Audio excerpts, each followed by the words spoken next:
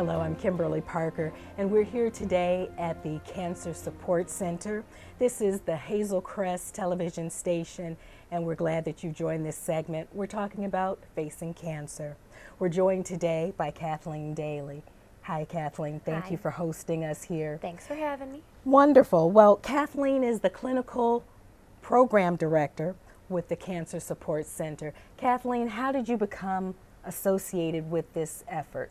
So I started at the Cancer Support Center about 4 years ago as an art therapist. So I'm a registered art therapist and also a licensed counselor. And I started here, I'm from the Southland communities, and they really wanted to hire an art therapist that was from this area.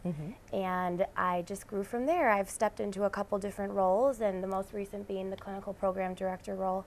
And like most people that work here and are associated with the Cancer Support Center, have been touched by cancer myself in a lot of different ways, so it's a very personal mission for everyone that works here at the center. Well, Kathleen, that's what I want to ask you about. I mean, you hear these words, you have cancer, it changes your life, I can only imagine. But as people are beginning that journey, there's help here. Tell us a little bit about how this center started, how this effort started.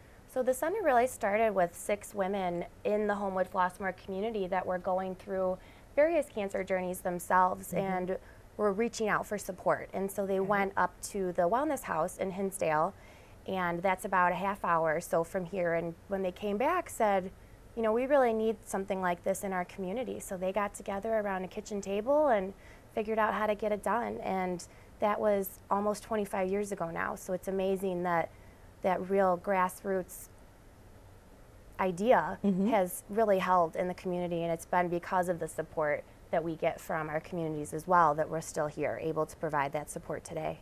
So tell me a little bit how their experiences help shape the mission. Can you share with us a little of that? Absolutely. So they were really ahead of their time in terms of psychosocial oncology care. They saw the need for counseling, for wellness, for this holistic care when you're going through a cancer diagnosis, things for the caregivers to take care of themselves. And so they started with the counseling as their main priority, being able to provide that one-on-one time for anyone that's being impacted by cancer to process through this new life-changing experience with a counselor. And then they added in some wellness programming as well, like yoga and guided imagery and nutrition and all of these things that we're finding are so critical for when we're going through a cancer diagnosis. So tell us a little bit of the information, like what are the resources? I heard you just mention the yoga and stuff, but what are some things that a patient and their families and their caregivers could look forward to and benefit here at the Cancer Support Center? Yeah, so we have pretty comprehensive resource libraries at both locations that have recent literature and books in all of the major cancer areas, treatment, nutrition, stress management, bereavement as well, and then also spirituality and child and family resources. So they're able to come and check books out here for about 3 weeks at a time, and then they're also able to come meet with one of our counselors and have what we call a personal planning session, where we sit down with them and hear where they're at right now. We go through our calendar. We have a 5-point model of programming, so it's counseling and stress management, body image, physical wellness, nutrition, and then information and education. So we have a lot of different networking groups that we can go through and just figure out what is going to be the best fit for them and how can we best help them. My name is Janis Bouie. I'm a resident of Hazel Crest since 1986. I live in Hazel Crest with my husband and our 2 sons, and I have a granddaughter.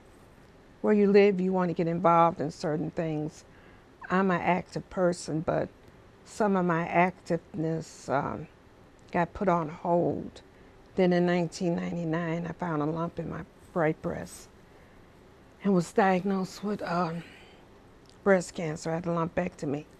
After that, it was odd because one of the ladies who was my boss used to work here. She volunteered and she told me about this place. I like the community. Everybody seems to stay to themselves more or less. I like what the trustees and President Alberry are doing to try to improve our community because it's needed. I don't know what I wouldn't do without this place because it's been like a second family for me. And I will tell anybody that. I try to pass the word on. I've even become an outreach volunteer, which I would volunteer over at St. James. I think some people personally are scared, to come in here. I don't know what they think or what's going to happen, but I think once you step in here, because the first day I stepped in here, it was like walking into somebody's house. And that's what kept me going here. I thank God for this group because it has taught me a lot. I'm not going to lie and say I had my moments, because the saying goes that anybody that goes through cancer, you be wondering if the other shoe going to drop. And so I'm just thankful to everybody here. They're all nice. They're all friendly. You can talk to them about anything. And like I said, it's just like a big family. All right, so how do you, I don't want to say how do you recruit, but how do you get to know the patients that are in need? Do you work with doctors? Do you have a partnership with hospitals? Yeah, so we partner with a couple different hospitals. We're at Advocate South Suburban, the University of Chicago Cancer Center at Silver Cross, and Payless Health. And then we're just recently expanding our reach into the Joliet area. And so we partner with them. They send referrals to us. We have clinicians in the hospitals meeting with patients in their rooms, in the infusion center. We have a wealth of volunteers that go to a lot of different hospitals and infusion centers around the Southland communities and share our mission and our information, health fairs, you name it. Okay. Okay. Well, I happen to know someone that personally has benefited from the programs here. And when I was speaking with her, she had such high praise for the programs. But her point that I wanted to bring out, that it's not just for the patients. You actually also serve families and caregivers. Tell me, why is that important to focus on the patient and their support system and their families? Right, so I think it's important that when one person gets cancer, really their entire support network is in it with them. And so often it's the caregivers that have a harder time dealing with the impact of the disease than the person with cancer themselves. And so everybody that's being impacted by the diagnosis, we think needs care, especially, kids and teens. And so often now we have kids and teens who are living in homes with their grandparents, and if their grandparent has cancer or then passes away from cancer, and how that changes the family dynamic is, crucial, that then everybody's able to come in and understand what's been happening to them all. Why is, my loved one acting differently? Why is this person crying? Or, just to understand how everyone's being impacted by the diagnosis. Okay. Okay, so the Cancer Support Center, you're a nonprofit organization. Yes.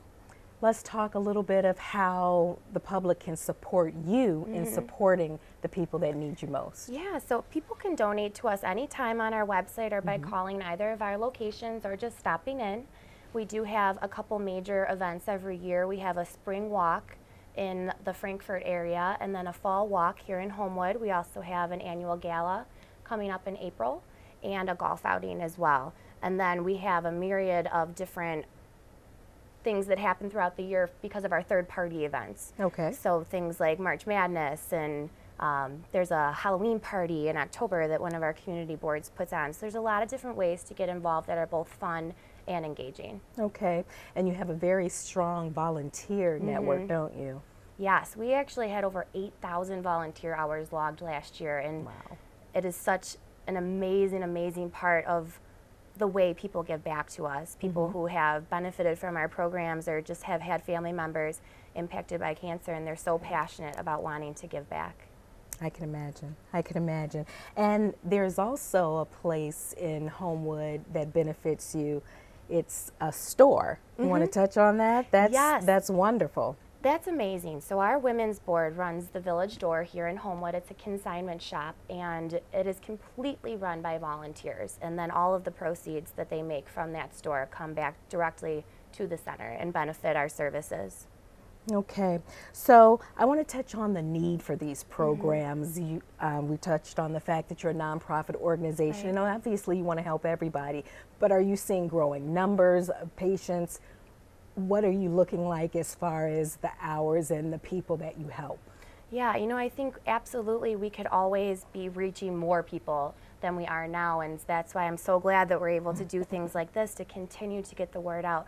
Because the thing that breaks my heart the most is when someone does finally find us and say, man, I wish I knew about you when I was first diagnosed, or I wish my mom, you know, could have come here, that I would have known about this. And so we really don't ever want to be kept a secret. We want everyone to be able to come and benefit from our programs, and we will never turn anyone away at any point in their journey. It does happen pretty often that we don't see people until, quote unquote, after they're done with cancer, or if medically speaking, they're, you know, through their treatment part. And that's really the first time that some people have a chance to sit back and think, wow, I really just went through something pretty major, and I was in survival mode, and I didn't have time to think about it. I just had to go, go, go. And now they're able to come in and really process through that. So take me not through a whole journey. I know everyone has a different experience, but I've been diagnosed. I have the benefit of knowing about the Cancer Support Center. What are my next steps? What do I do? How do I reach out? What am I looking for? I don't even know. Right, exactly. And so I think the first place to start is with that personal planning session, just so they can find out more about us and what we have to offer, and then decide, you know, what is most pressing for me right now. Is it that they need financial resources, or a wig, or maybe they are just really stressed and they want to come in for a massage, and so they just come to maybe those couple things right when they're newly diagnosed, because they're not feeling great, and so they can't make it in for everything. We do offer a couple online programs now, just for that reason, because we do understand that people are going to be not feeling well and want to be able to access us on their own time. And then as they're starting to feel a little bit better, or progressing through that cancer journey, they'll start to get more engaged in things like our networking groups and nutrition and a variety of our wellness programs. Wonderful. Thank you, Kathleen, for sharing a little bit of this wonderful effort.